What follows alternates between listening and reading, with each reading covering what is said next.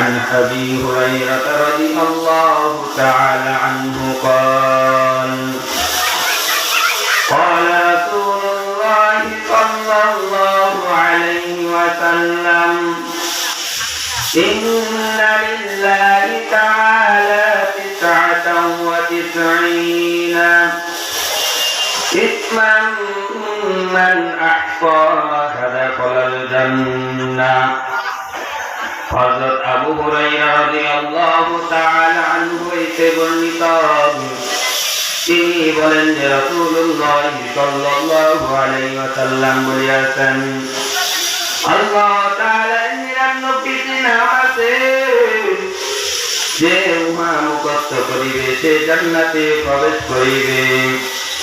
আউযু বিল্লাহি মিনাশ শাইতানির রাজীম বিসমিল্লাহির রাহমানির